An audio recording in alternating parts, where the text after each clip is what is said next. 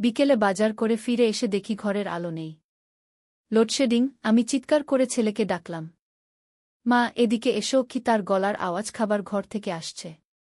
সেদিকে গিয়ে অবাক, সারা ঘরে মোমবাতি জ্বলছে, টেবিলে সুন্দর করে খাবার সাজানো, ফুল রাখা। কি ব্যাপার? আজ কি দিন? আমি হেরে গিয়ে বললাম, কোনো বিশেষ দিন না গিয়ে আমার হাত ধরে চেয়ারে বসাল। আমি শুধু তোমার জন্য কিছু স্পেশাল করতে চেয়েছি।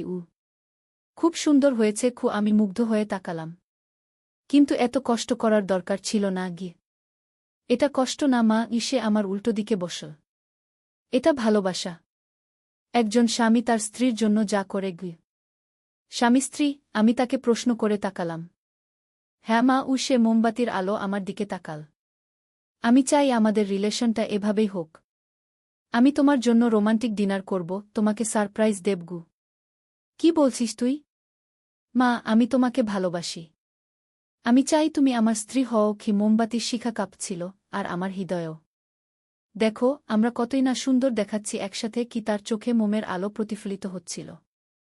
এই গল্পটি সম্পূর্ণ শুনলে আপনাদের পানি অটোমেটিক বের হয়ে যাবে। সো যত দ্রুত সম্ভব হাতের কাছে টিস্যু নিয়ে বসে পড়ো। বিছানার চাদর যেন নষ্ট না হয় সেটা সম্পূর্ণ খেয়াল রাখার অনুরোধ জানিয়ে গল্পটি এখন শুরু করব। তার আগে সর্বশেষ অনুরোধ, দয়া করে এমন পানি বের করার গল্প নিয়মিত শুনতে আমাদের চ্যানেলটি সকলেই সাবস্ক্রাইব করুন। ধন্যবাদ। হ্যালো বন্ধুরা, আমার নাম মিন্তি দাস। আমার বয়স ৪৪ বছর। আমার স্বামীর নাম রবিন দাস, বয়স ৪৬ বছর। আমাদের ২ সন্তান, ঋতিক আর প্রিয়া। ঋতিক ২১ বছর বয়সী, ইউনিভার্সিটিতে পড়ে। প্রিয়া ১৪ বছর বয়সী, স্কুলে যায়। মা, তুমি কি ভাবছ? ঋতিক আমার মুখের দিকে তাকিয়ে বলল। আমি তার কথায় চমকে উঠলাম। কিছু বুঝে উঠতে পারছিলাম না। আমার নিজের ছেলে আমার সাথে এভাবে কথা বলছে। তুই কি বলছিস? আমি তোর মা গু। আমি জানি মা গু। সে আমার হাত নীল। কিন্তু দেখো বাবা কতদিন ঘরে নেই। ব্যবসার কাজে সারাক্ষণ বাইরে থাকেন। তোমার কি ভালো লাগে না? আমি তার হাত ছাড়িয়ে নিলাম। কি ভালো লাগে না? এভাবে একা একা থাকতে? কুশে আমার দিকে এগিয়ে এলো। আমি দেখি তুমি সারাক্ষণ কাজ করো। নিজের জন্য কোনো সময় নেই, কোনো আনন্দ নেই গু। আমার আনন্দ তোদের মধ্যেই গু। আমি বললাম। কিন্তু তুমি কি সত্যিই খুশি? ঋতিক প্রশ্ন করল। দেখো মা, আমি বড় হয়ে গেছি। আমি বুঝি। বাবা তোমাকে সময় দেয় না, তোমার সাথে রোমান্টিক কিছু করে না গি। আমি হকচকিয়ে গেলাম। তুই কি বলছিস? আমি শুধু বলছি আমি তোমার যত্ন নিতে চাই, তোমাকে খুশি রাখতে চাই। সে মোমবাতির শিখার দিকে তাকাল। দেখো আজ আমি তোমার জন্য কত সুন্দর পরিবেশ তৈরি করেছি গি। সত্যি বলতে পরিবেশটা অসাধারণ হয়েছিল। কিন্তু এই পরিস্থিতি আমাকে অস্বস্তিতে ফেলে দিয়েছিল। ঋতিক, তুই কি বলতে চাইছিস সেটা আমি বুঝছি না গি। মা, আমি চাই তুমি আমার প্রেমিকা হও, সে স্পষ্ট করে বলল। আমার মাথা ঘুরে গেল। কি? হ্যাঁ মা, আমি তোমাকে ভালোবাসি। শুধু মা হিসেবে না, একজন নারী হিসেবেও গি। আমি চেয়ার থেকে উঠে দাঁড়ালাম। ঋতিক, তুই কি বলছিস? মা বসো, শুনো আমার কথা। সে আমার হাত ধরার চেষ্টা করল। আমি জানি এটা অস্বাভাবিক লাগছে, কিন্তু ভেবে দেখো আমি তোমাকে কতটা ভালোবাসি। তোমার সব চাহিদা আমি পূরণ করতে পারি। তুই কি পাগল হয়ে গেছিস? আমি চিৎকার করলাম। আমি তোর মা, তুই আমার ছেলে। কিন্তু মা দেখো আমরা কত সুন্দর দেখাচ্ছি একসাথে। কুইসে টেবিলের ওপাশে দাঁড়াল। আমি তোমার চেয়ে শুধু ২১ বছরের ছোট।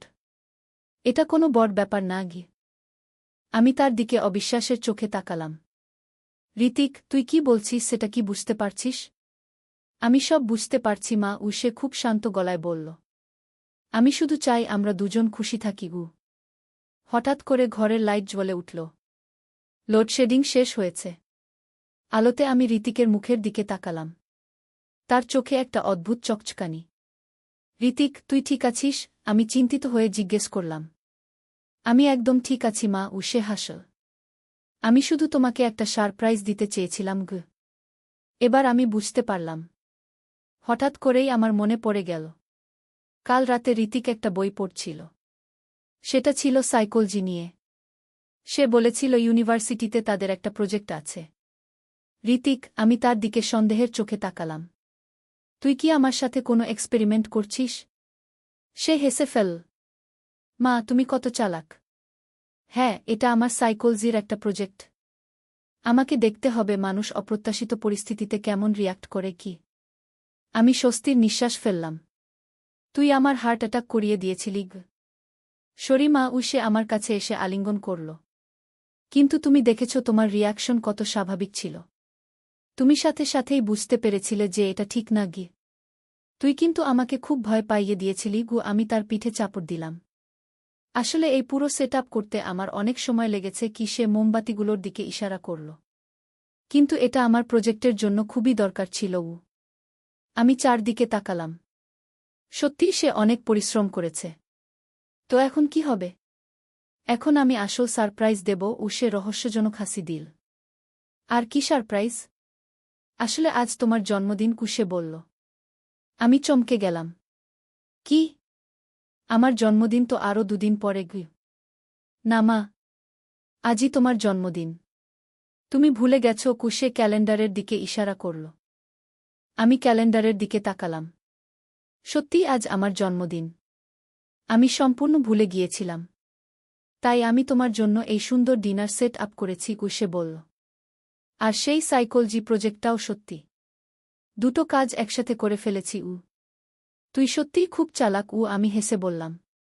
কিন্তু আমাকে এত ভয় পাওয়ানোর দরকার ছিল? শরীমা, কিন্তু আমার প্রফেসর বলেছেন রিয়েল রিয়াকশন চাই। তাই আমাকে একটু এক্সট্রিম সিচুয়েশন ক্রিয়েট করতে হয়েছিল। এমন সময় দরজার কলিং বেল বাজল। কে এসেছে এত রাতে? আমি জিজ্ঞেস করলাম। আসল সারপ্রাইজ ঋতিক দরজার দিকে দৌড়ে গেল। দরজা খুলে দেখি রবিন দাঁড়িয়ে আছে। আমার স্বামী। রবিন, তুমি এখন এলে কেমন করে? Happy birthday. তিনি আমাকে ফুলের তোড়া দিলেন। ঋতিক আমাকে ফোন করে বলেছিল আজ তোমার জন্মদিন কিন্তু তোমার তো কাজ ছিল। কাজ থাকুক। স্ত্রীর জন্মদিন বেশি জরুরি কি? তিনি আমাকে জড়িয়ে ধরলেন। এমন সময় প্রিয়াও এসে হাজির। মা, হ্যাপি বার্থডে। সে আমাকে একটা বট কেক দিল। তোরাও জানতি? ঋতিক দাদা আমাদের সবাইকে প্ল্যান করতে বলেছিল। প্রিয়া খুশিতে লাফাতে লাগল। কিন্তু মা, ঋতিক দাদা তোমাকে কি বলেছিল যে তুমি এত ভয় পেয়েছিলে? আমি ঋতিকের দিকে তাকালাম। সে চোখ টিপে দিল। কিছু না। তোর দাদা আমাকে একটু ভয় দেখিয়েছিল। আমি হেসে বললাম। আচ্ছা মা, এবার খাওয়া দাওয়া করি। রবিন বলল। ঋতিক বলেছে সে তোমার জন্য স্পেশাল খাবার রান্না করেছে। আমরা সবাই টেবিলের চারপাশে বসলাম। মোমবাতিগুলো এখনও জ্বলছিল। পুরো পরিবেশটা সত্যিই রোমান্টিক। ঋতিক, তুই সত্যিই অসাধারণ ব্যবস্থা করেছিস। রবিন প্রশংসা করল। ধন্যবাদ বাবা। আমি চেয়েছিলাম মা যেন খুশি হয়। খাবার টেবিলে আমাদের পারিবারিক আড্ডা চলতে লাগল। কিন্তু আমার মন থেকে ঋতিকের সেই কথাগুলো যাচ্ছিল না।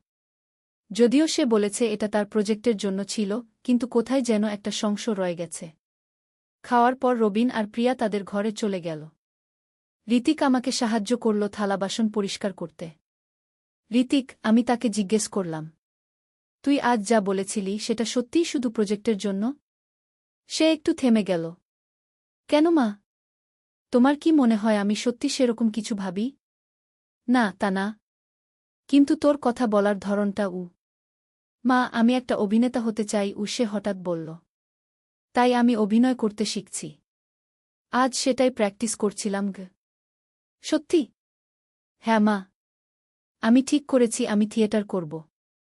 ইউনিভার্সিটিতে আমাদের নাটকের দল আছে।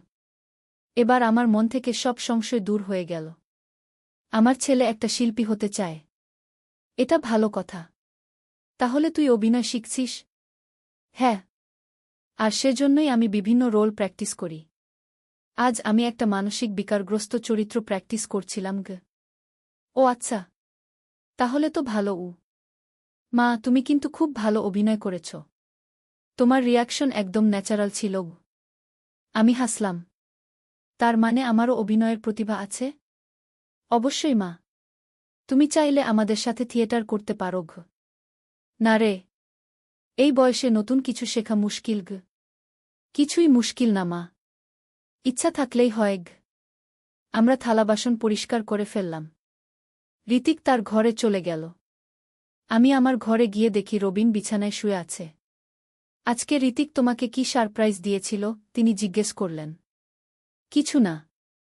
সে শুধু আমার জন্মদিনের জন্য একটা সুন্দর ডিনার প্রস্তুত করেছিল। ও আচ্ছা। আমি ভাবছিলাম তুমি কেন এত চিন্তিত দেখাচ্ছিলে গু। না কিছু না।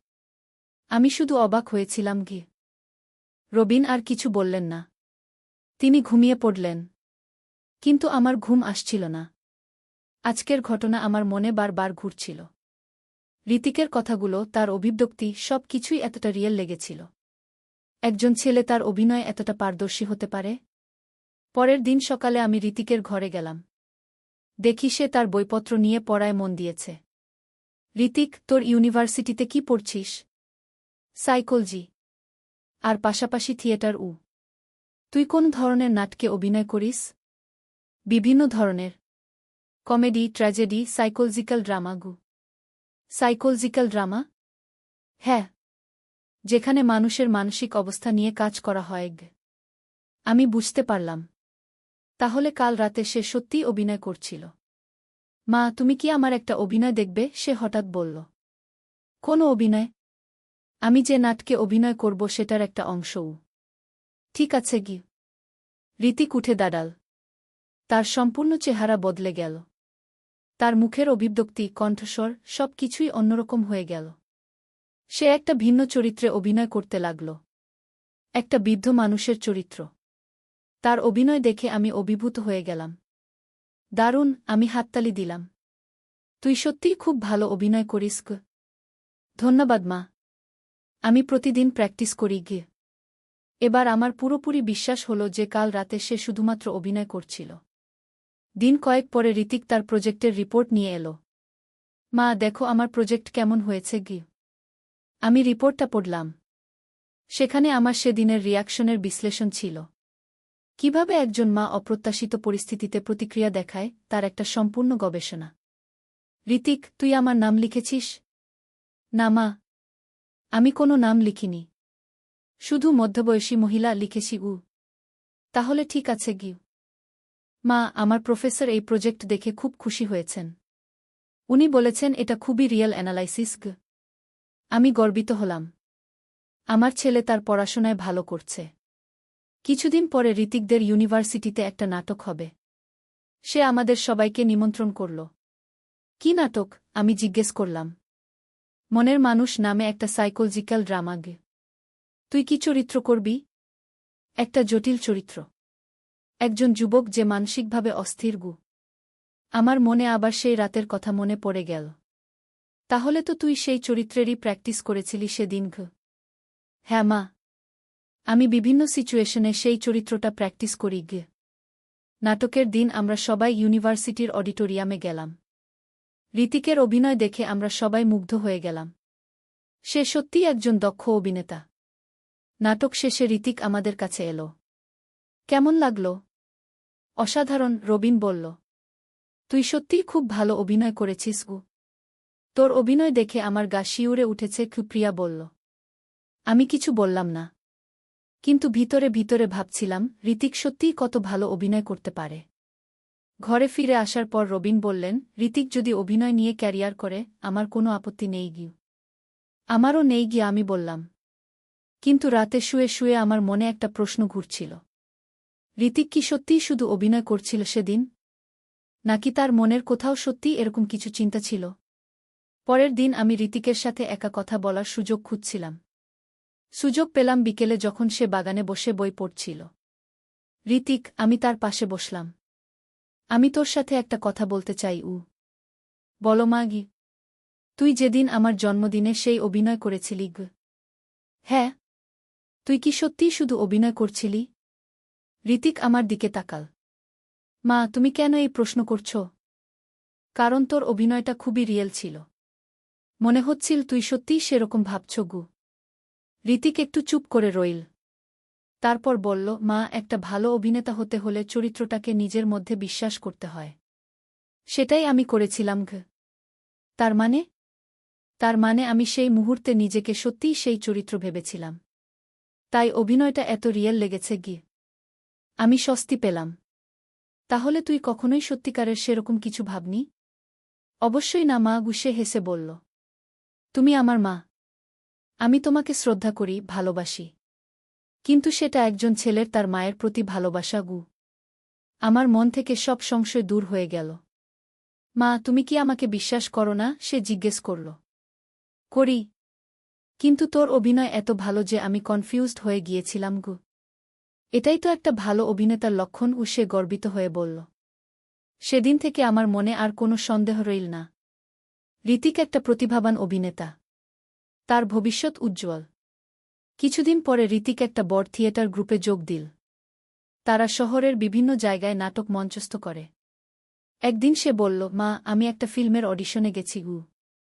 সত্যি? কেমন হয়েছে? ভালোই হয়েছে। পরশু ফলাফল জানাবে গু। দুদিন পর ঋতিক খুশি হয়ে ঘরে এলো। মা, আমি সিলেক্ট হয়েছি। সত্যি? কোন ফিল্মে? একটা ইন্ডিপেন্ডেন্ট ফিল্মে। ছোট একটা রোল। কিন্তু শুরু তো। আমরা সবাই খুশি হলাম। ঋতিকের স্বপ্ন পূরণ হচ্ছে। ফিল্মের শুটিং চলাকালীন ঋতিক প্রায় ঘরে এসে আমাদের গল্প বলত। কেমন করে সিনেমায় কাজ হয়, কেমন করে অভিনেতারা তাদের চরিত্রে ঢুকে যায়। মা, তুমি জানো আমাদের ডিরেক্টর কি বলেছেন? একদিন সে বলল। কি বলেছেন? উনি বলেছেন আমার মধ্যে ন্যাচারাল অ্যাক্টিং আছে। আমি সহজেই যে কোনো চরিত্রে ঢুকে যেতে পারি গু। সেটা তো ভালো কথা গু। হ্যাঁ। উনি আমাকে পরবর্তী প্রজেক্টের জন্য অফার দিয়েছেন গু। ঋতিকের ক্যারিয়ার এগিয়ে চল। সে একের পর একে বিভিন্ন সিনেমায় কাজ পেতে লাগল। একদিন সে বলল, মা, আমি কলকাতায় যাব। সেখানে একটা বড় ফিল্মের অফার পেয়েছি গু। কতদিনের জন্য? 3 মাস গু। আমার মন খারাপ হয়ে গেল। ঋতিক এত দূরে চলে যাবে। চিন্তা করো না মা। আমি নিয়মিত ফোন করব, সে আমাকে সান্ত্বনা দিল। ঋতিক কলকাতা চলে গেল। প্রতিদিন ফোন করে আমাদের খবর নিত। একদিন সে ফোনে বলল, মা, আমার একটা সুখবর আছে গু। কি খবর? আমি একটা জাতীয় পুরস্কারের জন্য মনোনীত হয়েছি গু। সত্যি? কোন পুরস্কার? সর্বোত্তম নবীন অভিনেতার পুরস্কার গু। আমরা সবাই অত্যন্ত খুশি হলাম। আমার ছেলে এত বড় সম্মান পেয়েছে। পুরস্কার বিতরণী অনুষ্ঠানের দিন আমরা সবাই কলকাতা গেলাম। ঋতিক সত্যিই পুরস্কার পেল। মঞ্চে দাঁড়িয়ে সে যখন তার ধন্যবাদ বক্তব্য দিল, তখন আমার চোখে জল এসে গেল। আমার ছেলে আজ এত বড় শিল্পী। আমি আমার পরিবারের কাছে কৃতজ্ঞ, সে বলল। বিশেষ করে আমার মায়ের কাছে, যিনি আমার প্রথম দর্শক ছিলেন গু। অনুষ্ঠান শেষে আমরা ঋতিকের সাথে ডিনার করলাম। সে আমাদের তার ভবিষ্যৎ পরিকল্পনার কথা বলল। আমি এখন বলিউডে কাজ করার অফার পেয়েছি, সে বলল। তাহলে তো খুব ভালো গু, রবিন বলল। হ্যাঁ। কিন্তু তার জন্য আমাকে মুম্বাই যেতে হবে গে। আমার মন আবার খারাপ হয়ে গেল। ঋতিক আরও দূরে চলে যাবে। মা, চিন্তা করো না। আমি যেখানেই থাকি তোমাদের কাছেই থাকব, সে আমার হাত চেপে ধরল।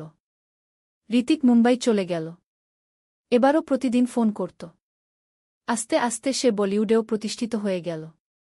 একদিন সে ফোনে বলল, মা, আমি বিয়ে করব গু। সত্যি? মেয়েটা কে? সুমিত্রা। একজন অভিনেত্রী। আমার কোস্টার। কবে বিয়ে? পরের মাসে। তোমরা সবাই আসবে গু। ঋতিকের বিয়েতে আমরা সবাই মুম্বাই গেলাম। সুমিত্রা খুব ভালো মেয়ে। আমাদের সাথে খুব ভালো ব্যবহার করল। বিয়ের পর ঋতিক আরও ব্যস্ত হয়ে পড়ল। কিন্তু তবুও নিয়মিত ফোন করত। 1 বছর পর সুমিত্রা মা হল। ঋতিকের একটা সুন্দর মেয়ে হল। মা, তুমি দাদিমা হয়েছ। ঋতিক খুশিতে ফোন করল। আমি খুশিতে কেঁদে ফেললাম। আমার নাতনি হয়েছে। মেয়েটার নাম কি রাখবে? আমি জিজ্ঞেস করলাম। তুমি একটা নাম বলো। আমি ভেবে বললাম, রিয়া গু। খুব সুন্দর নাম। রিয়াই রাখব গু। এভাবে দিন চলে যেতে লাগল। ঋতিক একজন সফল অভিনেতা হল। তার অনেক ফ্যান হল। কিন্তু সে কখনোই আমাদের ভুলল না। প্রতি বছর আমার জন্মদিনে সে বাড়িতে আসত। আর সেই প্রথম জন্মদিনের গল্প বলে আমাদের হাসাত। মা, তুমি কি মনে আছে সেদিন তোমার কি অবস্থা হয়েছিল? সে হেসে বলত। আমার তো হার্ট অ্যাটাক হয়ে যাওয়ার জোগাড় হয়েছিল ও আমি হেসে বলতাম। কিন্তু সেটাই আমার অভিনেতা জীবনের শুরু, সে বলত। আজ ঋতিকের বয়স ৩৫। সে একজন প্রতিষ্ঠিত অভিনেতা। তার নিজের প্রোডাকশন হাউস আছে। সুমিত্রার সাথে খুব সুখে আছে। রিয়া এখন ১৪ বছর বয়সী। কিন্তু যখনই আমি সেই রাতের কথা মনে করি তখনও একটু কেঁপে উঠি। ঋতিকের অভিনয় সত্যিই কত রিয়েল ছিল। একজন মা হিসেবে আমি কত ভয় পেয়েছিলাম। কিন্তু আজ আমি গর্বিত। আমার ছেলে একজন সফল মানুষ। সে তার স্বপ্ন পূরণ করেছে। আর আমি একজন সুখী মা। গল্পের শেষে এসে আমি বুঝতে পারি জীবনে কত রহস্য, কত চমক লুকিয়ে আছে। একটা সাধারণ জন্মদিনের রাত থেকে শুরু হয়ে একটা সফল জীবনের গল্প। ঋতিক আজও বলে, মা, তুমি আমার প্রথম দর্শক। তোমার সামনেই আমার প্রথম অভিনয়। আমি হেসে বলি, সেটা ছিল আমার জীবনের সবচেয়ে ভয়ের অভিনয়। এভাবেই আমাদের পরিবারের এই রহস্যময় গল্প শেষ হয়। যেটা শুরু হয়েছিল একটা ভয়ের মধ্য দিয়ে শেষ হলো অনেক খুশির মধ্য দিয়ে। একদিন আলী সাহেব সোহেলের অফিসে এলেন। সোহেল তাকে দেখে অবাক হয়ে গেল। স্যার, আপনি এখানে? হ্যাঁ সোহেল, তোমার অফিস একবার দেখতে চাইলাম। খুব সুন্দর হয়েছে গু। আলী সাহেব পুরো অফিস ঘুরে দেখলেন। কর্মচারীদের সাথে কথা বললেন। তারপর সোহেলের রুমে এসে বসলেন। সোহেল, তুমি অনেক দূর এসেছ। মনে আছে ৭ বছর আগে তুমি যখন আমার অফিসে প্রথম এসেছিলে চা বানানোর কাজ করতে? হ্যাঁ স্যার, সব মনে আছে ইউ। আমি গর্বিত যে আমি তোমাকে একটা সুযোগ দিয়েছিলাম। আর তুমি সেই সুযোগকে কাজে লাগিয়েছ। জানো সফলতার মূল সূত্র কি? কি স্যার? কঠোর পরিশ্রম, সততা আর হাল না ছাড়া। তোমার মধ্যে এই ৩টা গুণই আছে গু। সোহেল চোখে জল নিয়ে বলল, আপনি না থাকলে আজ আমি এখানে পৌঁছাতে পারতাম না স্যার। না সোহেল, আমি শুধু একটা দরজা খুলে দিয়েছিলাম। ভেতরে ঢুকে পথ তৈরি করেছ তুমি নিজে গু। আলী সাহেব চলে যাওয়ার আগে বললেন, আমার একটা বড় প্রজেক্ট আছে। একটা 20 ফ্লোর বিজনেস টাওয়ার। আমি চাই তুমি এই প্রজেক্টে আমার সাথে পার্টনার হও। ৫০-৫০। রাজি? সোহেল অবাক হয়ে গেল। এত বড় প্রজেক্ট? স্যার, আমার কি যথেষ্ট সামর্থ্য আছে? আছে। আমি বিশ্বাস করি সোহেল রাজি হয়ে গেল। এটা তার জীবনের সবচেয়ে বড় প্রজেক্ট হবে। ৫০ অধ্যায়, বড় চ্যালেঞ্জ। 20 ফ্লোর বিজনেস টাওয়ারের কাজ শুরু হল।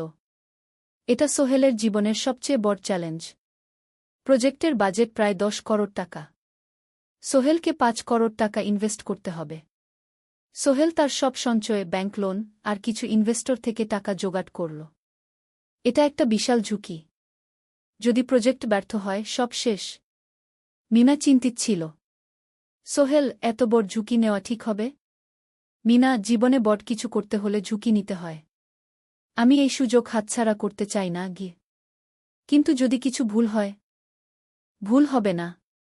আমি আলী সাহেবের সাথে আছি। উনি আমাকে গাইড করবেন। প্রজেক্ট শুরু হল। প্রথম ৬ মাস সব ভালোই চলছিল। কাজ সময়মতো হচ্ছে, বাজেট ঠিক আছে। কিন্তু ৭ মাসের মাথায় একটা বড় সমস্যা দেখা দিল। একজন প্রধান ইনভেস্টর হঠাৎ তার টাকা ফেরত চাইলেন। তিনি অন্য একটা জরুরি কাজে টাকা লাগবে বলে জানালেন। ১ করোড় টাকা ফেরত দিতে হবে। সোহেল বিপদে পড়ে গেল। ১ করোড় টাকা এখন কোথায় পাবে? প্রজেক্টে সব টাকা ঢেলে দিয়েছে। সে আলী সাহেবের সাথে কথা বলল। আলী সাহেব বললেন, চিন্তা করো না, আমি ব্যবস্থা করছি। কিন্তু আলী সাহেবও বড় একটা প্রজেক্টে আটকে আছেন। তার হাতে লিকুইড ক্যাশ নেই। সোহেল অন্য ব্যাংক থেকে লোন নেওয়ার চেষ্টা করল। কিন্তু ব্যাংক বলল, ইতিমধ্যে তার অনেক লোন আছে, নতুন লোন দিতে পারবে না। সোহেল রাতে ঘুমাতে পারছিল না। খাওয়া দাওয়া বন্ধ করে দিয়েছিল। মিনা তাকে দেখে খুব চিন্তিত হয়ে গেল। সোহেল, প্লিজ নিজেকে এভাবে শেষ করে ফেলো না। কোনো একটা রাস্তা বের হবেই কি। কিন্তু সোহেল কোনো রাস্তা দেখতে পাচ্ছিল না। ইনভেস্টর ১৫ দিন সময় দিয়েছে। ১৫ দিনের মধ্যে টাকা ফেরত না দিলে তিনি আইনি ব্যবস্থা নেবেন। ১০ দিন কেটে গেল। সোহেল কোনো সমাধান খুঁজে পেল না। সে প্রায় হাল ছেড়ে দিয়েছিল। 11 দিনের দিন একটা অপ্রত্যাশিত ঘটনা ঘটল। জাহিদ ভাই, সোহেলের পুরনো সহকর্মী, তার অফিসে এলেন। জাহিদ ভাই এখন একটা রিয়েল এস্টেট কোম্পানিতে সিনিয়র ম্যানেজার। সোহেল, আমি তোমার সমস্যার কথা শুনেছি গু। হ্যাঁ ভাই, আমি বিপদে পড়েছি গু। আমি তোমাকে সাহায্য করতে চাই। আমার কিছু সঞ্চয় আছে, 5 লাখ টাকা। তুমি নাও। সোহেল চোখে জল নিয়ে বলল, ভাই আমি কিছু বলার দরকার নেই। তুমি আমাকে অনেক কিছু শিখিয়েছ। তোমার কাছ থেকে পরিশ্রম আর সততা শিখেছি। এখন আমার পালা তোমাকে সাহায্য করার। জাহিদ ভাই চলে যাওয়ার পর আরও দুজন এলো। একজন সোহেলের পুরনো ক্লায়েন্ট, আরেকজন তার কর্মচারী। দুজন মিলে আরও 8 লাখ টাকা দিল। করিম মামা 20 লাখ টাকা ব্যবস্থা করলেন, তার কিছু বন্ধুদের কাছ থেকে ধার করে। মিনা তার সব গয়না বিক্রি করে 10 লাখ টাকা দিল। সবাই মিলে প্রায় 45 লাখ টাকা জোগাড় হল। বাকি 65 লাখ টাকা সোহেল তার অফিসের সব অ্যাসেট বিক্রি করে আর একটা প্রাইভেট ফিন্যান্স কোম্পানি থেকে উচ্চ সুদে লোন নিয়ে ব্যবস্থা করল। ঠিক 14 দিনের দিন সোহেল ইনভেস্টরকে 1 করোড় টাকা ফেরত দিল। ইনভেস্টর টাকা নিয়ে চলে গেলেন। সোহেল তার অফিসে ফিরে এসে চেয়ারে বসে কাঁদল। এত চাপ, এত টেনশন, সব যেন একসাথে বের হয়ে এলো। মিনা এসে তাকে জড়িয়ে ধরল। আমরা পেরেছি সোহেল, আমরা পেরেছি গু। ষোড়শ অধ্যায়, পুনরুদ্ধার। এই ঘটনার পর সোহেল আরও সাবধান হয়ে গেল। সে বুঝল, ব্যবসায় শুধু সাহস নয়, বুদ্ধিও লাগে। ঝুঁকি নিতে হয়, কিন্তু হিসাব করে। প্রজেক্ট চলতে থাকল। এবার সোহেল আরও সতর্কতার সাথে সবকিছু পরিচালনা করল। প্রতিটা খরচ হিসাব করল, প্রতিটা সিদ্ধান্ত ভেবেচিন্তে নিল। আরও 1 বছর পর 20 ফ্লোর বিজনেস টাওয়ার সম্পন্ন হল। চমৎকার বিল্ডিং, শহরের অন্যতম সুন্দর ভবন। বিল্ডিংয়ের উদ্বোধন অনুষ্ঠানে শহরের মেয়র এলেন। অনেক ব্যবসায়ী, সাংবাদিক এলো। সোহেলের নাম পত্রিকায় ছাপা হল। স্বপ্নের শহরে এক তরুণ উদ্যোক্তার সফলতার গল্প। প্রজেক্ট থেকে সোহেলের লাভ হল প্রায় 2 করোড় টাকা। এই টাকা দিয়ে সে সব ঋণ শোধ করল। জাহিদ ভাইয়ের টাকা ফেরত দিল। করিম মামার ঋণ শোধ করল। যারা সাহায্য করেছিল সবাইকে টাকা ফেরত দিল। মিনার জন্য নতুন গয়না কিন, আরও সুন্দর। তার মাকে গ্রামে একটা নতুন পাকা বাড়ি বানিয়ে দিল। মা কাঁদতে কাঁদতে বললেন, তোর বাবা বেঁচে থাকলে কত খুশি হতো। তুই আমার সব স্বপ্ন পূরণ করেছিস গে। সোহেল নিজেদের জন্য একটা ফ্ল্যাট কিন, 4 রুমের ফ্ল্যাট, সমুদ্রের কাছে। এখন আর ভাড়া বাড়িতে থাকতে হয় না। সপ্তদশ অধ্যায়, প্রতিদান। সোহেল এখন একজন প্রতিষ্ঠিত উদ্যোক্তা। কিন্তু সে তার শেখ ভোলেনি। যে গ্রাম থেকে সে এসেছে, যারা তাকে সাহায্য করেছে, কাউকেই ভোলেনি। সে তার গ্রামে একটা স্কুল বানিয়ে দিল। সোহেল ফাউন্ডেশন স্কুল, গরিব ছেলেমেয়েরা ফ্রিতে পড়তে পারবে। ভালো শিক্ষক নিযোগ দিল। ভালো পড়াশোনার ব্যবস্থা করল।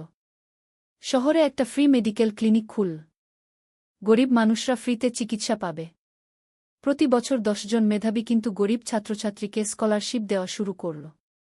তারা বিনামূল্যে পড়াশোনা করতে পারবে। একদিন একটা টিভি চ্যানেল সোহেলের ইন্টারভিউ নিতে এলো। আপনার সফলতার গোপন সূত্র কি?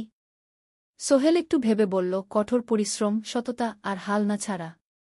এই 3টা জিনিস যদি কারো মধ্যে থাকে, সে যে কোনো কিছু অর্জন করতে পারে। আর সবচেয়ে বড় কথা, যারা আমাকে সাহায্য করেছে তাদের ছাড়া আমি কিছুই না।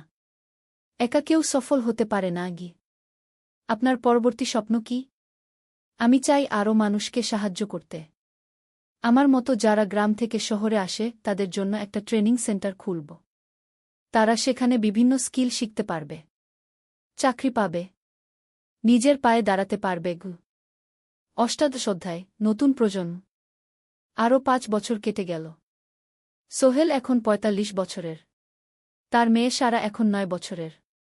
স্কুলে ক্লাস 4-এ পড়ে। খুব মেধাবী মেয়ে। একদিন সারা বাবাকে জিজ্ঞেস করল, বাবা, তুমি কিভাবে এত বড় হলে? আমার বন্ধুরা বলে তুমি একজন সফল মানুষ গো। সোহেল তাকে কোলে নিয়ে বসল। বাবা, তুমি জানো, তোমার দাদু ছিলেন একজন স্কুল শিক্ষক। খুব সৎ মানুষ। কিন্তু আমরা গরিব ছিলাম। আমি রিকশা চালাতাম রিকশা? সত্যি? হ্যাঁ। তারপর আমি এই শহরে এলাম। অনেক কষ্ট করেছি, কিন্তু হাল ছাড়িনি। মানুষ আমাকে সাহায্য করেছে, আর আমি কঠোর পরিশ্রম করেছি। বাবা, আমিও কি তোমার মতো হতে পারব? অবশ্যই পারবে বাবা। তবে মনে রেখো, সফলতা মানে শুধু টাকা পয়সা না। সফলতা মানে ভালো মানুষ হওয়া, অন্যদের সাহায্য করা, সৎ থাকা। সারা মাথা নাডল। আমি ভালো মানুষ হব বাবা। সোহেল তার মেয়েকে জড়িয়ে ধরল। মনে মনে ভাবল তার জীবনের সব কষ্ট সার্থক হয়েছে। মিনা রান্নাঘর থেকে ডাকল, খাবার তৈরি। এসো। সোহেল সারাকে নিয়ে ডাইনিং টেবিলে গেল। ঋতু এসেছে। সে এখন বিয়ে করেছে, তার একটা ছেলে হয়েছে। সোহেলের মা মাঝে মাঝে চট্টগ্রামে বেড়াতে আসেন। আজও এসেছেন। সবাই মিলে খেতে বসল। হাসিগল্পে ভরা পরিবার। সোহেল তাকাল তার মায়ের দিকে, মিনার দিকে, সারার দিকে, ঋতুর দিকে। মনে হল, জীবনে আর কি চাই? খাওয়া শেষে সবাই বসে রইল, গল্প করছিল। হঠাৎ সোহেলের ফোন বাজল। অফিস থেকে একটা জরুরি বিষয়। সোহেল ফোন রেখে দিয়ে মিনাকে বলল, একটা নতুন প্রজেক্টের প্রস্তাব এসেছে। একটা এতিমখানা বানানোর কাজ। সরকারি প্রজেক্ট। তুমি নেবে? অবশ্যই। এটা আমার স্বপ্নের প্রজেক্ট। যেসব বাচ্চাদের বাবা মা নেই, তাদের জন্য একটা সুন্দর জায়গা। মিনা হাসল। তুমি কখনো বদলাও না, এখনো অন্যদের কথা ভাবো। এটাই তো জীবন মিনা। শুধু নিজের জন্য বাঁচলে কি হবে? 49 অধ্যায়, উত্তরাধিকার। 10 বছর আরও কেটে গেল। সোহেল এখন 55 বছরের। তার চুলে পাক ধরেছে, কিন্তু শক্তি এখনও আগের মতোই। সারা এখন 19 বছরের। সে বিশ্ববিদ্যালয়ে ইঞ্জিনিয়ারিং পড়ছে। সে চায় বাবার মতো কনস্ট্রাকশন ইন্ডাস্ট্রিতে কাজ করতে। একদিন সারা বাবাকে বলল, বাবা, আমি তোমার কোম্পানিতে কাজ করতে চাই। এখনও তো তোর পড়াশোনা বাকি। জানি, কিন্তু আমি এখন থেকেই শিখতে চাই। ছুটির দিনে তোমার সাথে সাইটে যেতে চাই, দেখতে চাই কিভাবে কাজ হয়। সোহেল খুশি হয়ে গেল। তার মেয়ে তার পথ অনুসরণ করতে চায়। ঠিক আছে, কিন্তু শর্ত হল, তোকে সবকিছু নিজ থেকে শিখতে হবে। কোনো স্পেশাল ট্রিটমেন্ট পাবি না। আমি তো তাই চাই বাবাগু। সারা তার বাবার সাথে কাজ শিখতে শুরু করল। সে দেখল কিভাবে শ্রমিকরা কাজ করে, কিভাবে ম্যাটেরিয়াল বাছাই করতে হয়, কিভাবে একটা প্রজেক্ট ম্যানেজ করতে হয়। সোহেল তাকে কোনো সহজ পথ দিল না। সারাকেও সবার মতো কষ্ট করতে হল। সাইটে রোদে দাঁড়িয়ে থাকতে হল, শ্রমিকদের সাথে কথা বলতে হল। কিন্তু সারা হাল ছাড়ল না। সে তার বাবার মেয়ে, পরিশ্রম করতে জানে। 3 বছর পর সারা গ্রাজুয়েট হল। সে সোহেলের কোম্পানিতে জুনিয়র প্রজেক্ট ম্যানেজার হিসেবে যোগ দিল। সোহেল ধীরে ধীরে সারাকে বড় দায়িত্ব দিতে শুরু করল। সারা তার বাবার মতোই সৎ, পরিশ্রমী। 20 অধ্যায়, সমাপ্তি নয়, নতুন শুরু। আরও 5 বছর পর সোহেল এখন 60 বছরের। সে সিদ্ধান্ত নিল, এবার অবসর নেওয়ার সময় এসেছে। কোম্পানির দায়িত্ব সারাকে দেবে। একটা অনুষ্ঠান করা হল। সোহেল আনুষ্ঠানিকভাবে কোম্পানির চেয়ারম্যান পদ থেকে অবসর নিল। সারা হল নতুন ম্যানেজিং ডিরেক্টর। সোহেল তার বক্তব্যে বলল, আমি যখন এই শহরে এসেছিলাম, আমার পকেটে ছিল মাত্র 5,000 টাকা, একটা ছোট্ট ব্যাগ, আর অনেক স্বপ্ন। আজ 40 বছর পর আমি পেছনে ফিরে তাকাই, দেখি একটা দীর্ঘ পথ। সেই পথে অনেক কষ্ট ছিল, অনেক বাধা ছিল, কিন্তু ছিল অনেক ভালোবাসাও, অনেক মানুষের সাহায্যও। আমি বিশ্বাস করি, সফলতা একা আসে না। এটা আসে অনেক মানুষের সমর্থন, ভালোবাসা আর বিশ্বাস নিয়ে। আমি যা কিছু অর্জন করেছি, তা আমার একার না। এটা আমার পরিবারের, আমার কর্মচারীদের, আমার বন্ধুদের, সবার। আজ আমি আমার মেয়ে সারার হাতে এই দায়িত্ব তুলে দিচ্ছি। আমি জানি সে আমার চেয়ে ভালো করবে, কারণ সে শিখেছে আমার ভুল থেকে, আমার অভিজ্ঞতা থেকে। অনুষ্ঠান শেষ হল। সবাই চলে গেল। সোহেল আর মিনা অফিসে একা দাঁড়িয়ে রইল। মিনা, মনে আছে আমরা প্রথম কখন দেখা হয়েছিলাম? হ্যাঁ, তোমার সেই ছোট্ট মুদি দোকানে। তুমি বিস্কুট কিনতে এসেছিলে। কে ভেবেছিল সেই দিন থেকে আমাদের এই পর্যস্বপ্নের শহর? প্রথম অধ্যায়, যাত্রা শুরু। সকাল ৭টা বেজে গেছে। ঢাকার কমলাপুর রেলস্টেশনে মানুষের ভিড়। চারদিকে চা বিস্কুট বিক্রেতাদের চিৎকার, ট্রেনের হর্ন আর যাত্রীদের কোলাহল। এই বিশাল ভিড়ের মধ্যে একটা ছোট্ট ব্যাগ হাতে দাঁড়িয়ে আছে সোহেল। বয়স মাত্র ২২। গায়ের রং শ্যামলা, চোখে স্বপ্নের ঝিলিক। ভাইজা, চট্টগ্রামের টিকিট আছে? সোহেল টিকিট কাউন্টারের সামনে দাঁড়িয়ে জিজ্ঞেস করল। আছে। ৩০ টাকা। কাউন্টারের লোকটা উত্তর দিল। সোহেল তার পকেট থেকে টাকা বের করল। মোট ৫,০০০ টাকা। এই টাকা সে জমিয়েছে গত ৩ বছরে রিকশা চালিয়ে। তার স্বপ্ন ছিল চট্টগ্রাম গিয়ে একটা ভালো চাকরি পাওয়া। গ্রামে আর থাকতে চায় না সে। বাবা মারা গেছেন ১০ বছর আগে। মা আর ছোট বোন ঋতুকে নিয়ে সংসার চালাচ্ছিল রিকশা চালিয়ে। কিন্তু এভাবে তো আর সারা জীবন চলবে না। টিকিট কেটে সোহেল প্ল্যাটফর্মে এলো। ট্রেন ছাড়বে আর মাত্র ১৫ মিনিট পরে। সে একটা বেঞ্চে বসে পড়ল। ব্যাগটা বুকের কাছে চেপে ধরল। এই ব্যাগে আছে তার সব সম্পদ, কিছু কাপড়, একটা ছোট্ট ফটো ফ্রেমে বাবা মায়ের ছবি, আর কিছু টাকা। কোথায় যাচ্ছেন? পাশে বসা একজন বয়স্ক মানুষ জিজ্ঞেস করলেন। চট্টগ্রাম কাকা। চাকরি খুঁজতে যাচ্ছি। কে? সোহেল বিনয়ের সাথে উত্তর দিল। ভালো। তবে শহরে সাবধানে থাকবেন। শহর মানে অনেক সুযোগ, কিন্তু অনেক ফাঁদও আছে। বয়স্ক লোকটা বললেন। সোহেল মাথা নাড়ল। সে জানে শহরের জীবন সহজ না। কিন্তু তার কোনো বিকল্প নেই। গ্রামে রিকশা চালিয়ে মাসে ৩,৫০০ টাকা আয় হতো। তার মধ্যে সংসার চালাতে হতো, বোনের স্কুলের খরচ দিতে হতো, মায়ের ওষুধের খরচ দিতে হতো। কিছুই বাঁচত না। আর এই জীবন থেকে বেরোনোর একটাই পথ, শহরে গিয়ে ভালো কাজ খুঁজে নেওয়া। সোহেল মনে মনে ভাবল তার বাবার কথা। বাবা ছিলেন একজন স্কুল শিক্ষক। খুব সৎ মানুষ ছিলেন। সবসময় বলতেন, সোহেল, তুই লেখাপড়া শিখে বড় মানুষ হবি। আমাদের পরিবারে আর কেউ বড় চাকরি করেনি। তুই করবি। কিন্তু বাবা যখন মারা গেলেন তখন সোহেল মাত্র এসএসসি পরীক্ষা দিয়েছে। ফলাফল ভালো হয়েছিল, জিপিএ অর্ধচতু। কিন্তু বাবার মৃত্যুর পর আর পড়া হল না। পরিবারের দায়িত্ব নিতে হল। ট্রেন ছাড়ল। সোহেল জানালার পাশে বসে বাইরে তাকাল। ধানক্ষেত, নদী, ছোট ছোট গ্রাম, সব পেছনে ফেলে ট্রেন এগিয়ে চল। সোহেলের মনে হল সে যেন তার পুরনো জীবনটাকেও পেছনে ফেলে আসছে। ট্রেনে একজন হকার এসে চা বিক্রি করছিল। সোহেল একটা চা কিনল। ১০ টাকা। চা খেতে খেতে সে ভাবছিল, চট্টগ্রাম পৌঁছে কি হবে? করিম মামা তাকে সাহায্য করবেন তো? চাকরি পাওয়া যাবে তো? করিম মামা আসলে সোহেলের খুব দূর সম্পর্কের মামা। সোহেলের দাদির বোনের ছেলে। অনেক বছর আগে গ্রাম ছেড়ে চট্টগ্রামে চলে গিয়েছিলেন। সেখানে একটা কনস্ট্রাকশন কোম্পানিতে কাজ করেন। বছরে একবার দুবার গ্রামে আসতেন। গত বছর যখন এসেছিলেন তখন সোহেলের মাকে বলেছিলেন সোহেলকে চট্টগ্রাম পাঠান। আমি একটা কাজের ব্যবস্থা করে দেব। সেই কথাতেই ভরসা করে সোহেল আজ এই যাত্রা। দ্বিতীয় অধ্যায়, নতুন শহর। চট্টগ্রাম পৌঁছাতে প্রায় ৬ ঘণ্টা লেগে গেল। দুপুর ১টা বাজে।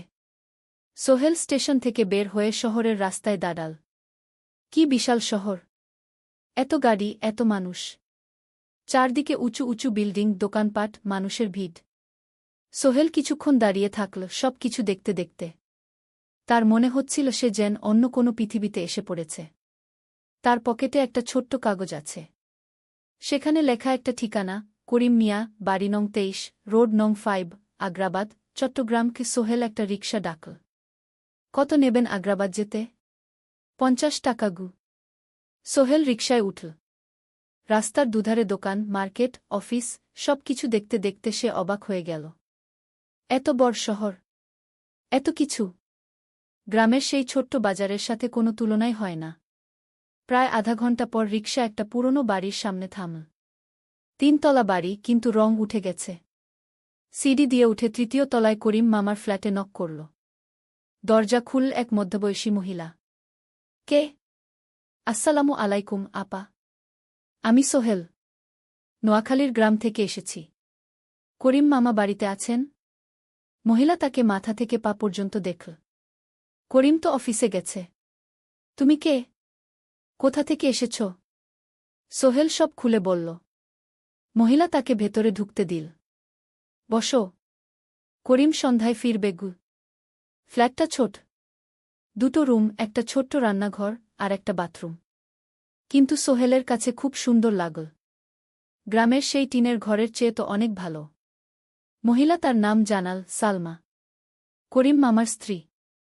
তাদের 2টো ছেলে, একজন ক্লাস 8-এ পড়ে, আরেকজন ক্লাস 5-এ। খেয়েছ? সালমা আপা জিজ্ঞেস করল। না আপা গু। অপেক্ষা করো। ভাত আছে, মাছ আছে। খাও। সোহেল প্রথমে রাজি হতে চাইল না, কিন্তু খুব খিদে পেয়েছিল। সকাল থেকে শুধু একটা চা আর বিস্কুট খেয়েছে। খাওয়া দাওয়ার পর সোহেল বসে রইল। সালমা আপা তাকে গল্প করতে লাগল। তোমার মা কেমন আছেন? তোমার বোন? ভালো আছে আপা। মার একটু গেটে বাত আছে। ওষুধ খাচ্ছেন। বোন স্কুলে পড়ে কু। তুমি কি করতে চাও এখানে? চাকরি খুঁজছি আপা। যে কোনো কাজ করব। বাসায় মা আর বোনকে টাকা পাঠাতে হবে। সালমা আপা মাথা নাড়ল। করিম তোমার জন্য কিছু একটা করবে। সে ভালো মানুষ গ। সারাদিন অপেক্ষা করু সোহেল। সন্ধ্যা 6টায় করিম মামা ফিরলেন। 50-এর কাছাকাছি বয়স, কালো রঙের প্যান্ট শার্ট পরা, হাতে একটা ব্যাগ। আরে সোহেল, কবে এলি? করিম মামা খুশি হয়ে বললেন। আজ সকালে মামা গু।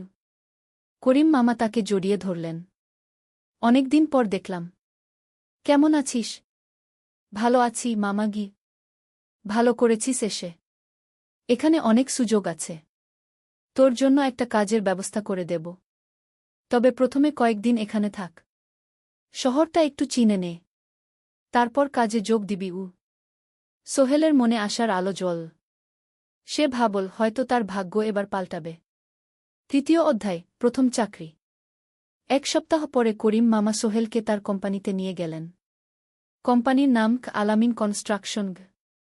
অফিসটা শহরের কেন্দ্রে, 5 তলা একটা বিল্ডিংয়ের দোতলায়।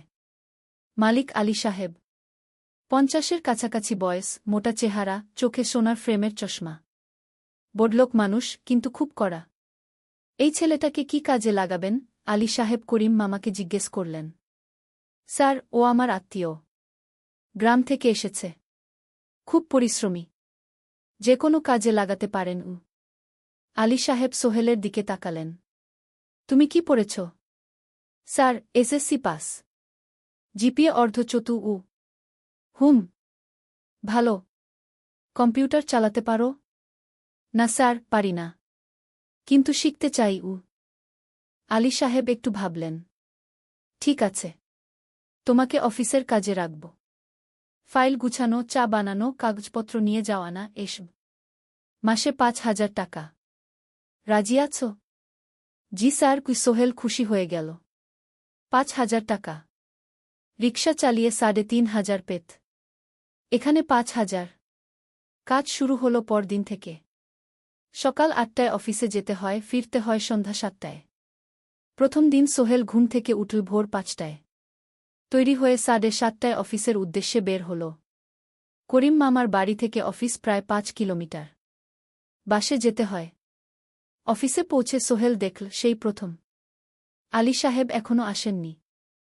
অফিস খোলা ছিল না। 8-10 মিনিট পর একজন লোক এসে অফিস খুল। তুমি নতুন? জি। আমি সোহেল গু। আমি জাহিদ, অ্যাসিস্ট্যান্ট ম্যানেজার। এসো। জাহিদ ভাই সোহেলকে সব কিছু দেখাল। অফিসে মোট 6 জন কর্মচারী। 2 জন ইঞ্জিনিয়ার, একজন অ্যাকাউন্ট্যান্ট, একজন অ্যাসিস্ট্যান্ট ম্যানেজার, জাহিদ ভাই, একজন রিসেপশনিস্ট, আর এখন সোহেল। সোহেলের কাজ শুরু হলো চা বানানো দিয়ে। তারপর অফিস পরিষ্কার করা, ফাইল গুছানো, কাগজপত্র এক জায়গা থেকে আরেক জায়গায় নিয়ে যাওয়া। কাজ কঠিন না, কিন্তু সারাদিন দৌড়ঝাঁপ করতে হয়। দুপুরে খাবারের জন্য আধা ঘন্টা বিরতি। সোহেল একটা ছোট হোটেলে গিয়ে ভাতরাল তরকারি খেল। 50 টাকা। সন্ধ্যায় অফিস বন্ধ হল। সোহেল ক্লান্ত হয়ে বাসায় ফিরল। কেমন লাগল প্রথম দিন? করিম মামা জিজ্ঞেস করলেন। ভালো মামা। অনেক কিছু শিখলাম। প্রথম মাসের শেষে সোহেল বেতন পেল 5,000 টাকা। সে 3,000 টাকা মাকে পাঠাল। মা ফোনে কাঁদতে লাগলেন। আল্লাহ তোকে ভালো রাখুক সোহেল।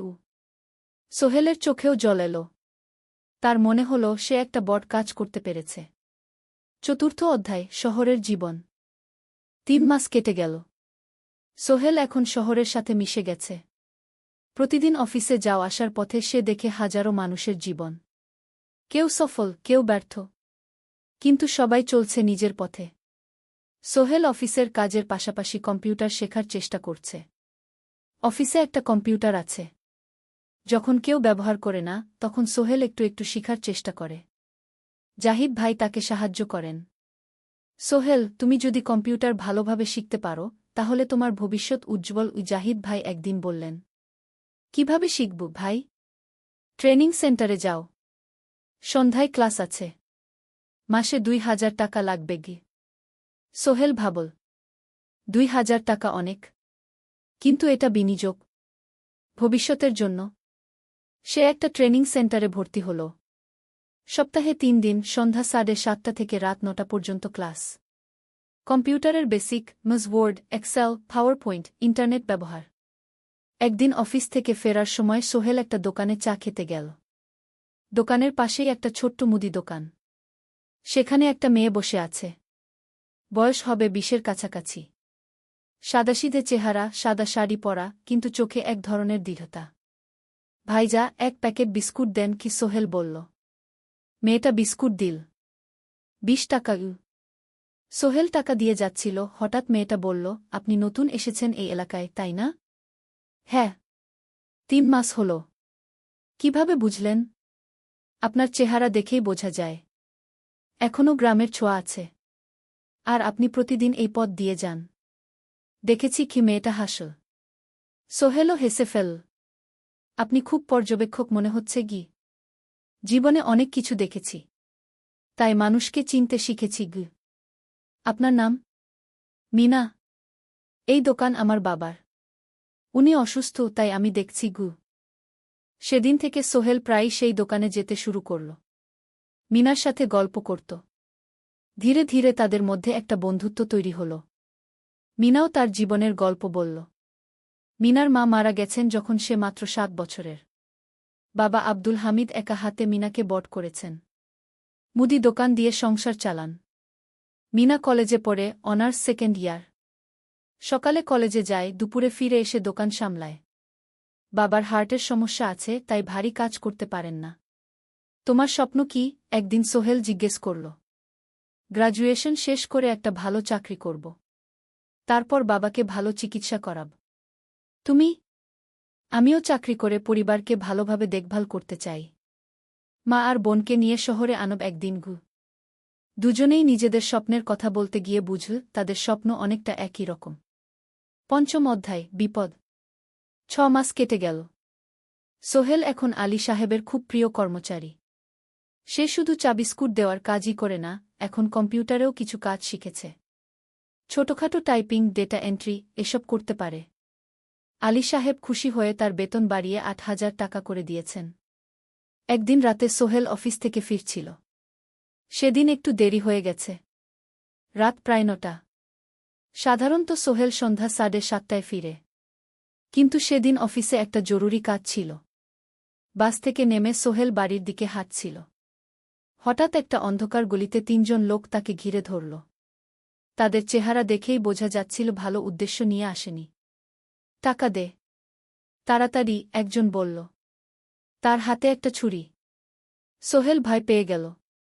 ভাই, আমার কাছে খুব কম টাকা আছে গি। যা আছে দে, তাড়াতাড়ি করো। সোহেল কাঁপতে কাঁপতে তার পকেট থেকে 5 টাকা বের করে দিল। এই টাকা দিয়ে সে বাজার করবে ভেবেছিল। কিন্তু ছিনতাইকারীরা সন্তুষ্ট হল না। শুধু 5 টাকা? তোর ব্যাগে কি আছে? তারা সোহেলের ব্যাগ কেড়ে নিল। ব্যাগে ছিল তার মোবাইল, কম্পিউটার ট্রেনিং সেন্টারের সার্টিফিকেট আর কিছু গুরুত্বপূর্ণ কাগজপত্র। না ভাই, ব্যাগটা ফেরত দেন। ওতে আমার জরুরি জিনিস আছে। মোবাইল নিয়ে নেন, কিন্তু ব্যাগটা দেন গু। কিন্তু ওরা শুনল না। একজন সোহেলকে জোরে ধাক্কা দিল। সোহেল পড়ে গেল। মাথা রাস্তার কংক্রিটে ধাক্কা লেগে গেল। রক্ত বের হল। 3 জন দৌড়ে পালিয়ে গেল। কিছুক্ষণ সোহেল অজ্ঞান হয়ে পড়ে রইল। তারপর ধীরে ধীরে জ্ঞান ফিরল। মাথায় প্রচণ্ড ব্যথা। সে উঠে দাঁড়ানোর চেষ্টা করল, কিন্তু মাথা ঘুরছিল। কোনোমতে একটা দেয়াল ধরে দাঁড়াল। একজন পথচারী তাকে দেখে থামল। কি হয়েছে ভাই? ছিনতাই হয়েছে কি? এসো, আমি তোমাকে হাসপাতালে নিয়ে যাই। কিন্তু সোহেল রাজি হল না। না, ঠিক আছি, বাড়ি যেতে পারব। সে কোনোমতে করিম মামার বাড়িতে পৌঁছাল। দরজা খুলেই সালমা আপা চিৎকার করে উঠলেন। ও আল্লাহ! কি হয়েছে? করিম মামা দৌড়ে এলেন। সোহেলকে ভেতরে নিয়ে গেলেন। তার মাথায় জল ঢেলে রক্ত পরিষ্কার করলেন। ক্ষতটা বেশ গভীর। হাসপাতালে যেতে হবে কি? করিম মামা বললেন। তারা একটা অটোরিকশা নিয়ে নিকটস্থ হাসপাতালে গেলেন। ডাক্তার সোহেলের মাথায় 3টা সেলাই দিলেন। বলল, 1 সপ্তাহ বিশ্রাম নিতে হবে। কোনো ভারী কাজ করা যাবে না। হাসপাতাল থেকে ফিরে সোহেল শুয়ে রইল। তার মনে হচ্ছিল সবকিছু শেষ হয়ে গেছে। মোবাইল চলে গেছে, গুরুত্বপূর্ণ কাগজপত্র চলে গেছে। এখন 1 সপ্তাহ অফিস করতে পারবে না। পরদিন সকালে করিম মামা আলী সাহেবকে ফোন করে সব জানালেন। আলী সাহেব বললেন, ঠিক আছে, সোহেল ভালো হয়ে এলে আসবে, চিন্তার কিছু নেই গি। মিনা যখন এই খবর শুনল, সে সন্ধ্যায় সোহেলকে দেখতে এল করিম মামার বাড়িতে। সাথে এনেছিল কিছু ফল। কি হয়েছিল? মিনা চিন্তিত গলায় জিজ্ঞেস করল। সোহেল সব বলল। মিনা রেগে গেল। এই শহরে এখন অনেক অপরাধ বেড়ে গেছে। পুলিশ কিছু করে না। তুমি পুলিশে রিপোর্ট করেছ? না, লাভ নেই। তবুও করা উচিত। তোমার মোবাইলটা হয়তো খুঁজে পাওয়া যাবে গি। করিম মামা সোহেলকে নিয়ে পুলিশ স্টেশনে গেলেন। জেনারেল ডায়েরি করলেন। কিন্তু পুলিশ খুব একটা আশা দিল না। দেখি কিছু করা যায় কিনা গু। সোহেল বুঝল মোবাইল আর ফিরবে না। সেই 1 সপ্তাহ সোহেলের জীবনের সবচেয়ে কঠিন সময় ছিল। সে শুধু শারীরিকভাবেই ক্ষতিগ্রস্ত হয়নি, মানসিকভাবেও ভেঙে পড়েছিল। প্রতিরাতে দুঃস্বপ্ন দেখত। সেই 3 জন ছিনতাইকারীর মুখ ভুলতে পারছিল না। মিনা প্রায় প্রতিদিন আসত। তাকে সাহস দিত। তুমি হাল ছেড়ো না সোহেল। জীবনে এরকম খারাপ সময় আসে।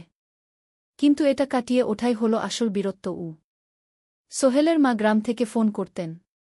করিম মামার মোবাইল থেকে। তুই ভালো আছিস তো? সোহেল মাকে সব সত্যি বলেনি। শুধু বলেছে, হ্যাঁ মা, ভালো আছি। একটু জ্বর হয়েছিল। এখন ভালো। 1 সপ্তাহ পর সোহেল আবার অফিসে গেল। আলী সাহেব তাকে দেখে খুশি হলেন। কেমন আছো? ভালো আছি স্যার। ঠিক আছে, তবে প্রথম কয়েকদিন হালকা কাজ করবে গু। সোহেল আবার কাজে মন দিল। কিন্তু একটা জিনিস তাকে খুব কষ্ট দিচ্ছিল, তার মোবাইল নেই। মায়ের সাথে কথা বলতে পারছে না নিয়মিত। করিম মামার মোবাইল চাইতে সংকোচ লাগে। একদিন জাহিদ ভাই তাকে ডাকলেন। সোহেল, আমার একটা পুরনো মোবাইল আছে, তুমি ব্যবহার করো? না ভাই, আমি নাও, আমার কাজে লাগছে না, তুমি রাখো গু। সোহেল কৃতজ্ঞতায় প্রায় কেঁদে ফেল। ধন্যবাদ ভাই। মোবাইল পেয়ে সোহেল প্রথমেই মাকে ফোন করল। মা খুব খুশি হলেন। এতদিন ফোন করিসনি কেন? মা, মোবাইলটা নষ্ট হয়ে গিয়েছিল, নতুন নিয়েছি। মায়ের গলায় স্বস্তি ফুটে উঠল। 6ষ্ঠ অধ্যায়, নতুন সুযোগ। আরও 3 মাস কেটে গেল। সোহেল পুরোপুরি সুস্থ হয়ে গেছে। তার জীবন আবার স্বাভাবিক হয়ে এসেছে। সে এখন কম্পিউটার ট্রেনিং শেষ করেছে, সার্টিফিকেট পেয়েছে। কিন্তু একটা ঘটনা তার জীবনে বড় পরিবর্তন নিয়ে এল। একদিন সকালে আলী সাহেব তাকে ডাকলেন। সোহেল, বসো। সোহেল বসল। মনে একটু ভয় লাগছিল। আলী সাহেব কি তাকে বকবেন? সোহেল, তুমি তো এখন কম্পিউটার চালাতে পারো? জি স্যার, একটু একটু শিখেছি। ভালো, আমি তোমার কাজ দেখছি। তুমি খুব পরিশ্রমী আর সৎ। আমাদের কোম্পানিতে এরকম মানুষের দরকার গু। সোহেল কিছু বুঝতে পারছিল না। আমি তোমাকে একটা সুযোগ দিতে চাই। আমাদের কোম্পানি একটা ট্রেনিং প্রোগ্রাম চালু করছে নতুন কর্মচারীদের জন্য। 6 মাসের কোর্স। কম্পিউটার অ্যাকাউন্টিং, ভবন নির্মাণের হিসাব নিকাশ, প্রজেক্ট ম্যানেজমেন্ট সব শিখবে। কোম্পানি সব খরচ দেবে। ট্রেনিংয়ের সময় তোমার বেতনও চলবে। রাজি আছো? সোহেল বিশ্বাস করতে পারছিল না। স্যার, সত্যি? আমাকে এত বড় সুযোগ দিচ্ছেন? হ্যাঁ। তুমি ভালো ছেলে, পরিশ্রমী। আমি তোমাকে এগিয়ে দিতে চাই। ভবিষ্যতে তুমি এই কোম্পানির একজন গুরুত্বপূর্ণ কর্মচারী হবে। সোহেল কৃতজ্ঞতায় প্রায় কেঁদে ফেল। ধন্যবাদ স্যার। আমি কঠোর পরিশ্রম করব। আমি জানি। সেদিন সন্ধ্যায় সোহেল মিনার দোকানে গেল। মিনাকে খবরটা দিল। মিনা খুব খুশি হল। তার চোখে জল এসে গেল। তুমি পারবে সোহেল। আমি জানি। সোহেল তার মা আর বোনকেও ফোন করে খবরটা দিল। মা কাঁদতে লাগলেন। তোর বাবা বেঁচে থাকলে কত খুশি হতো। ট্রেনিং শুরু হলো পরের মাস থেকে। প্রতিদিন সকালে 3 ঘন্টা ক্লাস, তারপর বাকি সময় অফিসের কাজ। ক্লাসে 5 জন নতুন কর্মচারী। সবাই তরুণ, উৎসাহী। শিক্ষক ছিলেন একজন অভিজ্ঞ ইঞ্জিনিয়ার। নাম রহিম স্যার। তিনি খুব ভালোভাবে সব কিছু বুঝাতেন। কম্পিউটার অ্যাকাউন্টিং, এক্সেলে জটিল ক্যালকুলেশন, প্রজেক্টের বাজেট তৈরি, সময় ব্যবস্থাপনা সব। সোহেল পুরো মনোযোগ দিয়ে শিখতে লাগল। সন্ধ্যায় বাড়ি ফিরে প্র্যাকটিস করত। করিম মামার ছেলের কাছ থেকে একটা ল্যাপটপ ধার নিত কখনো কখনো। 6 মাস পরে ট্রেনিং শেষ হল। সবাই সার্টিফিকেট পেল। আলী সাহেব একটা অনুষ্ঠান করলেন। সোহেল সেরা পারফর্মার হিসেবে একটা বিশেষ পুরস্কার পেল, 5,000 টাকা বোনাস। আলী সাহেব ঘোষণা করলেন, সোহেল, আজ থেকে তুমি আমাদের জুনিয়র অ্যাকাউন্ট অ্যাসিস্ট্যান্ট। তোমার বেতন 15,000 টাকা। সোহেল অবাক হয়ে গেল। 8,000 থেকে 15,000, প্রায় দ্বিগুণ। সেদিন রাতে সোহেল ঘুমাতেই পারল না। খুশিতে, উত্তেজনায় তার চোখে ঘুম নেই। সে ভাবল তার জীবন কিভাবে বদলে যাচ্ছে। 2 বছর আগে যে রিকশা চালাত, আজ সে একটা নামকরা কোম্পানির অ্যাকাউন্ট অ্যাসিস্ট্যান্ট। 7ম অধ্যায়, প্রেম ও প্রস্তাব। 1.5 বছর হয়ে গেল সোহেলের চট্টগ্রাম আসার। সে এখন একজন সফল যুবক। তার মা গ্রামে খুব খুশি। প্রতি মাসে সোহেল 10,000 টাকা পাঠায়। ছোট বোন ঋতু এখন কলেজে ভর্তি হয়েছে সোহেলের পাঠানো টাকায়। মায়ের চিকিৎসাও ভালোভাবে হচ্ছে। মিনার সাথে সোহেলের সম্পর্ক এখন আর শুধু বন্ধুত্ব নয়। দুজন দুজনকে ভালোবাসে। কিন্তু কেউ কাউকে সরাসরি বলার সাহস পায়নি। প্রতিদিন দেখা হয়, গল্প হয়, কিন্তু সেই একটা কথা বলা হয়ে ওঠে না। একদিন শুক্রবার ছুটির দিন। সোহেল মিনাকে বলল, আজ কি একটু ঘুরতে যাবে? কোথায়? পতেঙ্গা বিচ। তুমি কি কখনো গেছ? না। কিন্তু আমার দোকান। শুক্রবার। তোমার বাবা সামলাবে। মিনা রাজি হয়ে গেল। দুপুরে দুজনে বাস নিয়ে পতেঙ্গা গেল। সমুদ্র দেখে মিনা অবাক হয়ে গেল। কি সুন্দর। দুজনে বালিতে বসল। ঢেউয়ের শব্দ শুনতে শুনতে গল্প করছিল। হঠাৎ সোহেল বলল, মিনা, তোমার সাথে কিছু বলার ছিল। বলো। সোহেল একটা লম্বা শ্বাস নিল। তুমি জানো আমি তোমাকে ভালোবাসি। মিনা হাসল। তার চোখ ভিজে গেল। জানি। আমিও তোমাকে ভালোবাসি সোহেল। সোহেল অবাক হয়ে গেল। সত্যি? হ্যাঁ। অনেকদিন ধরেই জানি। তুমি আমার জীবনে এসে সব কিছু বদলে দিয়েছ। তোমার সাথে থাকলে আমার মনে হয় আমি যে কোনো কিছু করতে পারব। দুজনে কিছুক্ষণ চুপ করে বসে রইল। সমুদ্রের ঢেউ এসে পায়ে লাগছিল। সূর্য পশ্চিমে ঢলে পড়ছে। আকাশ লালকুমলা হয়ে গেছে। কিন্তু আমার বাবার সাথে কথা বলতে হবে, কি মিনা বলল। আমি তৈরি। যখন বলবে তখন বলব। পরের সপ্তাহে সোহেল মিনার বাবার সাথে কথা বলল। আব্দুল হামিদ সাহেব প্রথমে একটু দ্বিধা করলেন। তুমি কোনো পরিবারের ছেলে? তোমার বাবা কি করতেন? সোহেল সব সত্যি বলল। তার বাবা ছিলেন স্কুল শিক্ষক। মারা গেছেন 10 বছর আগে। মা গ্রামে থাকেন। ছোট বোন কলেজে পড়ে। তুমি নিজে কি করো? আমি আলামিন কনস্ট্রাকশন কোম্পানিতে জুনিয়র অ্যাকাউন্ট অ্যাসিস্ট্যান্ট। মাসে 15,000 টাকা বেতন। আব্দুল হামিদ সাহেব ভাবলেন। তারপর বললেন, দেখো মিনা আমার একমাত্র সন্তান। তার মা নেই। আমি একা তাকে বড করেছি। আমি চাই মিনা একজন ভালো ছেলের সাথে বিয়ে হোক। তুমি দেখতে ভালো ছেলে মনে হচ্ছে, কিন্তু আমাকে তোমার মায়ের সাথে দেখা করতে হবে। তোমার পরিবারকে জানতে হবে। জি আঙ্কেল, আমি ব্যবস্থা করছি। সোহেল খুশিতে আটখানা। সে সেদিন রাতেই তার মাকে ফোন করল। মাকে সব বলল। মা প্রথমে অবাক হলেন, তারপর খুশি হলেন। মিনা মেয়েটা কেমন? খুব ভালো মা, তুমি দেখলে পছন্দ করবে। ঠিক আছে, আমি আর ঋতু আসছি চট্টগ্রাম। 2 সপ্তাহ পর সোহেলের মা আর বোন চট্টগ্রাম এলো। সোহেল তাদের নিয়ে মিনার বাড়িতে গেল। 2 পরিবার একসাথে বসল। মিনার বাবা সোহেলের মাকে দেখে খুশি হলেন। সোহেলের মা সহজ সরল ভদ্রমহিলা। আপনার ছেলে খুব ভালো, মিনা তাকে পছন্দ করে। আমিও রাজি। আব্দুল হামিদ সাহেব বললেন, আমার সোহেল সৎ ছেলে, মিনাকে খুব ভালোবাসে। আমি জানি ও মিনাকে সুখে রাখবে। কি সোহেলের মা বললেন। বিয়ের তারিখ ঠিক হল 3 মাস পর। এই 3 মাসে সোহেল যথেষ্ট টাকা জমাবে। বিয়ে হবে সাদামাটা কিন্তু সুন্দর। 8ম অধ্যায়, নতুন পথ। 3 মাস কেটে গেল দ্রুত। সোহেল প্রতিদিন কঠোর পরিশ্রম করছিল। অফিসে তার কাজের প্রশংসা হচ্ছে। আলী সাহেব তাকে এখন ছোটখাটো প্রজেক্টের হিসাব দেখতে দিচ্ছেন। সোহেল তার সঞ্চিত টাকা দিয়ে বিয়ের আয়োজন করল। বিয়ে হল মিনার বাড়ির কাছের একটা কমিউনিটি সেন্টারে। খুব বেশি লোক আসেনি। 2 পরিবারের আত্মীয় স্বজন আর অফিসের কয়েকজন সহকর্মী। কিন্তু অনুষ্ঠান ছিল খুব সুন্দর। সোহেল যখন মিনাকে বিয়ের পোশাকে দেখল, তার মনে হল পৃথিবীর সবচেয়ে সুন্দর মেয়ে সে। লাল শাড়ি পরা, মুখে হালকা মেকআপ, কিন্তু তার স্বাভাবিক সৌন্দর্য ছিল আসল। বিয়ের পর সোহেল একটা ছোট্ট ফ্ল্যাট ভাড়া নিল। 2 রুমের ফ্ল্যাট, মাসে ভাড়া 5,000 টাকা। মিনা এখনও তার পড়াশোনা চালিয়ে যাচ্ছে। আরও 1 বছর বাকি গ্র্যাজুয়েশন শেষ হতে। সোহেলের মা আর বোন গ্রামে ফিরে গেল।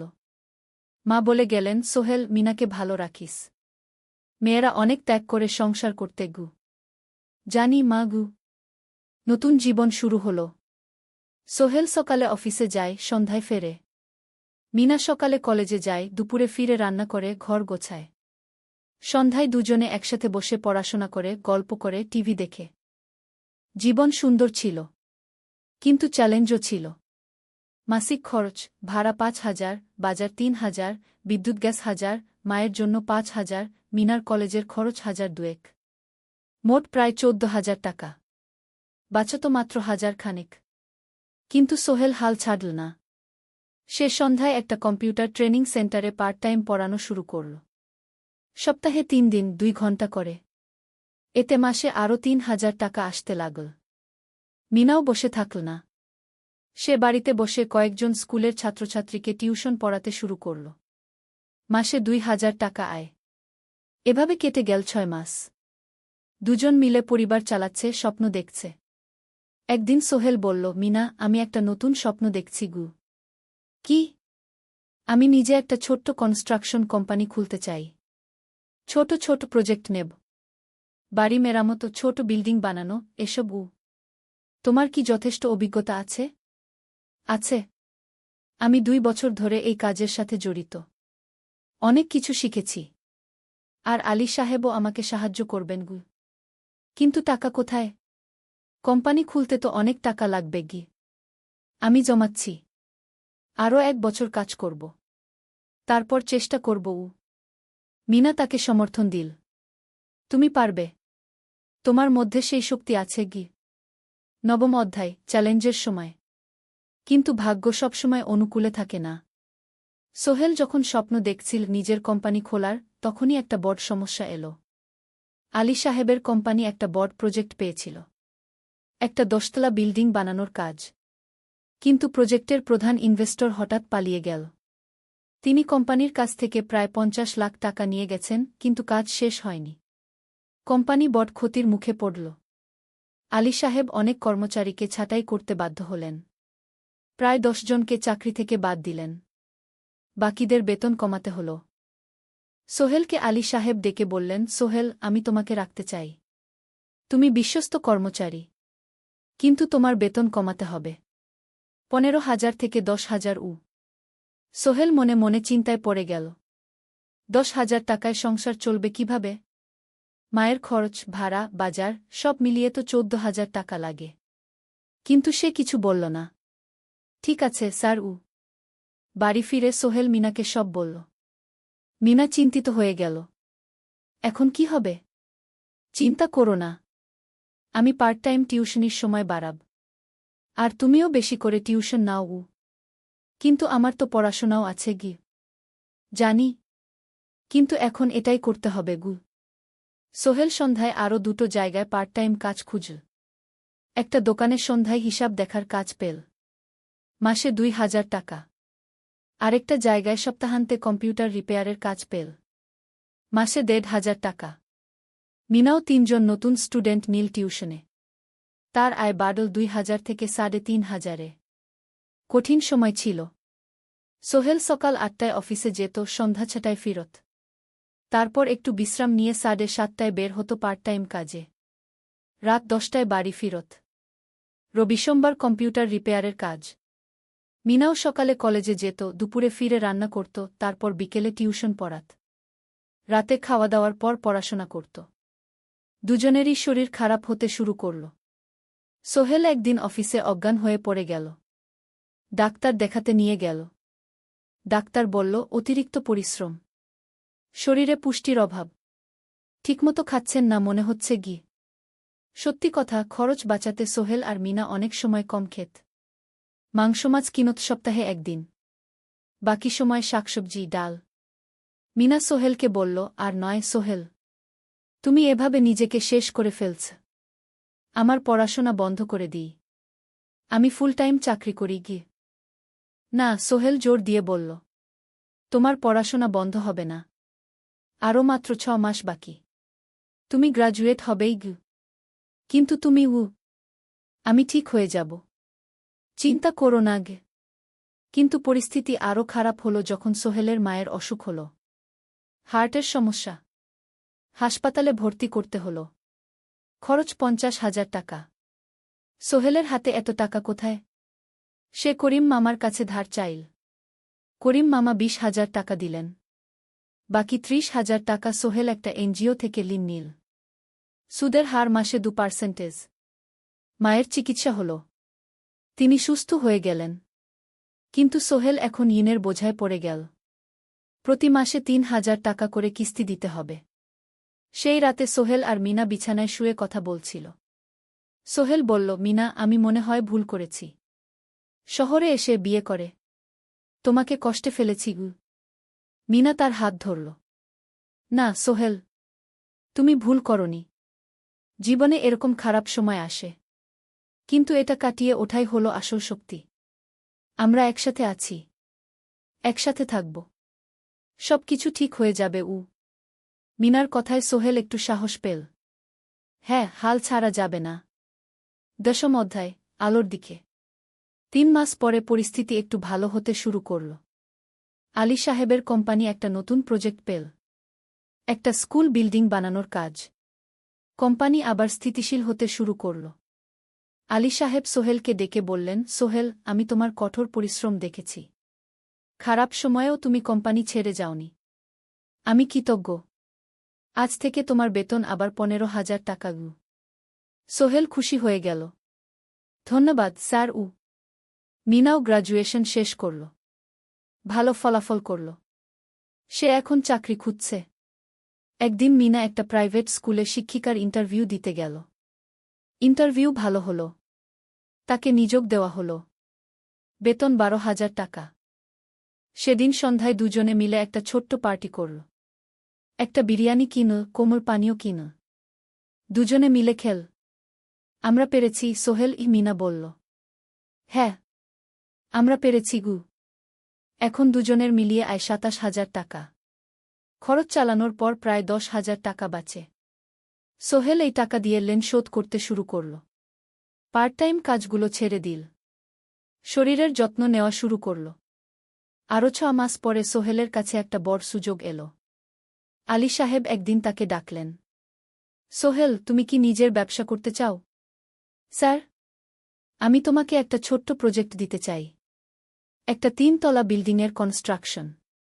তুমি ম্যানেজ করবে। আমি শুধু সুপারভাইজ করব। লাভের 50% তোমার গু। সোহেল ভাবল, এটা একটা বড় সুযোগ। কিন্তু ঝুঁকিও আছে। যদি কাজটা ভালোভাবে না হয়? স্যার, আমি চেষ্টা করব। কিন্তু যদি ভুল হয়? ভুল হবে না।